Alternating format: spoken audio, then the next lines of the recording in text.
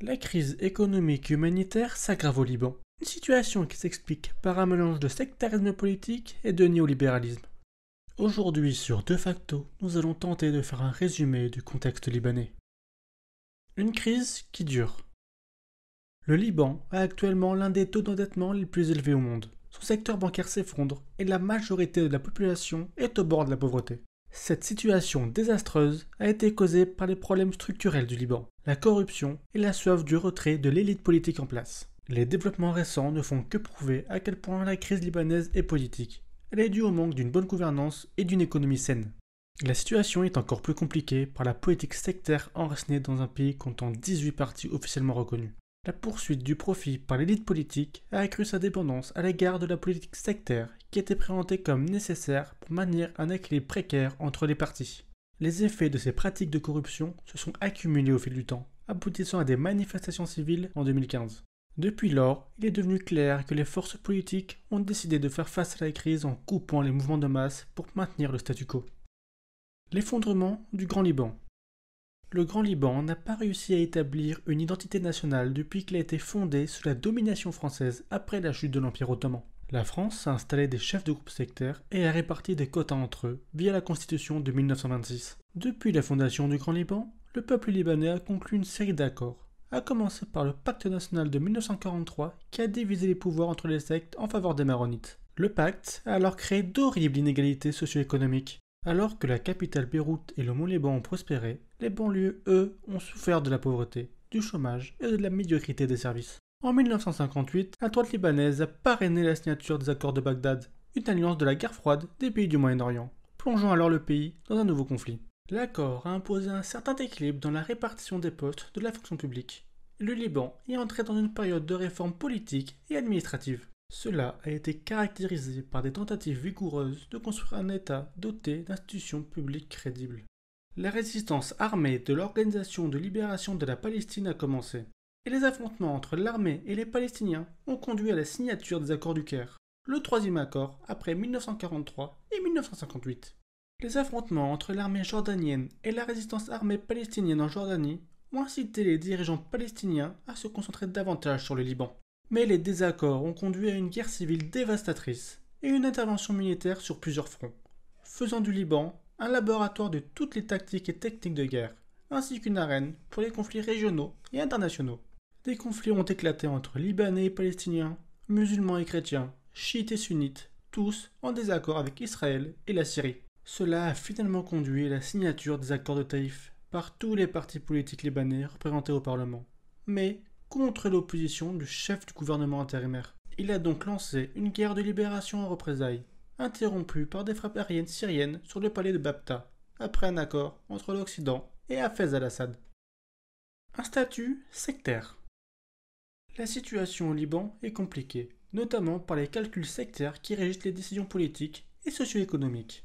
Les différentes factions s'appuient sur ce système de préjugés pour attirer les électeurs, affronter les opposants, rallier et soutenir les forces locales, et construire des empires financiers et politiques insaisissables. Suivant cette équation, les factions politiques ont divisé les fonctions et les ressources de la nation en deux niveaux. Dans la première phase, de 1992 à 2005, sous les auspices et le contrôle direct syrien, le pouvoir et les intérêts ont été divisés entre différents partis, selon les priorités syriennes. La décision a donné la priorité aux intérêts régionaux par rapport aux intérêts locaux.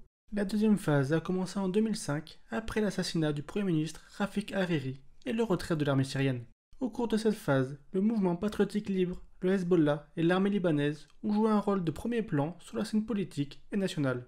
Depuis lors, le sectarisme et le clientélisme ont atteint un point d'ébullition, les citoyens ne pouvant revendiquer leurs droits qu'à travers des réseaux de clientélisme exclusifs. Les positions des fonctionnaires et même des ouvriers sont limitées aux membres du parti.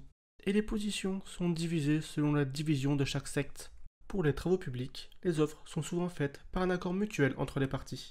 En d'autres termes, les ressources publiques sont réduites au profit privé et la corruption imprègne tous les secteurs publics. L'énergie et l'électricité, la collecte des ordures, le carburant, les communications, Internet, les infrastructures et les contrats, les services publics tels que les casinos et les hôpitaux publics suivent tous la logique du partage du butin. Le début des problèmes. 2015 est largement connu comme l'année du début du mouvement civil libanais. Le mouvement a rompu avec les affiliations politiques et sectaires pour exprimer la frustration et la colère du public face à la mauvaise gestion, à la corruption et au blocage du processus décisionnel. Cette décision découle de 2 décisions successives du Congrès de reporter les élections générales au 31 mai 2013 et une seconde au 20 novembre 2014. Pendant ce temps, le pays a connu une absence de président qui a commencé en mai 2014 et qui a duré jusqu'en fin octobre 2016. Depuis lors, tout le système libanais est plongé dans une crise politique et constitutionnelle. Par ailleurs, la décharge de Nameh, qui gérait les ordures de la capitale, venait de fermer. Les rues étaient remplies d'ordures et le gouvernement semblait n'avoir aucune initiative pour résoudre la crise politique au Liban.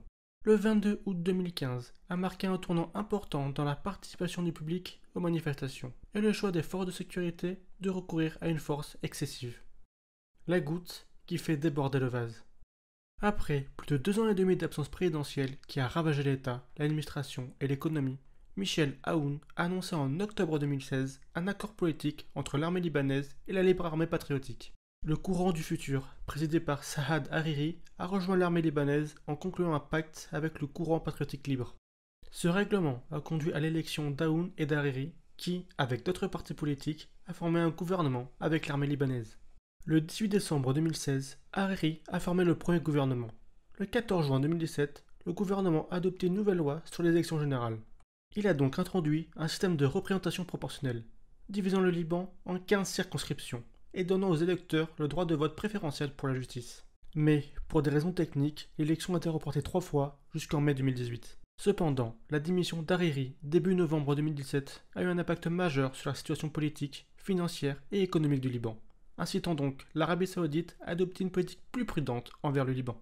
Des élections ont eu lieu et Hariri a été réélu Premier ministre le 24 mai 2018. Et après un retard de plus de 9 mois, a formé le gouvernement le 31 novembre 2019. Fin 2019, compte tenu de la dégradation de la situation financière et de la baisse de la valeur de la lire libanaise, le gouvernement d'Hariri a annoncé son intention de taxer les applications de messagerie gratuites telles que WhatsApp. La décision a suscité l'indignation du public libanais, qui avait déjà vu le signe d'une grave crise économique quelques semaines plus tôt, descendant alors dans la rue pour exprimer sa désapprobation de la décision. Les poursuites intentées par plusieurs partis contre les banques nationales et étrangères indiquent que le secteur bancaire s'est enlisé.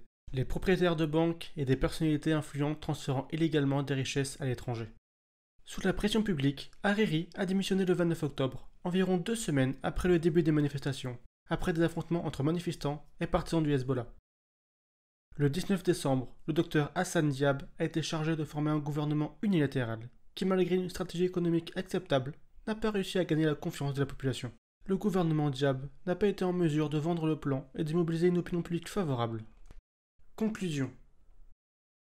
Le Liban se dirige désormais à toute vitesse vers l'implosion et la fragmentation. Les incidents de sécurité répétés à travers le pays en sont une preuve supplémentaire. Tout comme l'effondrement de la classe moyenne à des niveaux de pauvreté atteignant 60% de la population libanaise. Dans un rapport de l'UNICEF, les chiffres montrent un résultat surprenant, avec 70% des familles libanaises n'ayant pas assez de nourriture ou d'argent pour soutenir leurs besoins alimentaires. Selon un sondage, c'est 30% des enfants qui se couchent affamés et 30% qui ne reçoivent pas les traitements ou les soins de santé de base dont ils ont besoin. D'après un rapport de la Banque mondiale, il faudrait entre 12 à 19 ans pour que le Liban se redresse.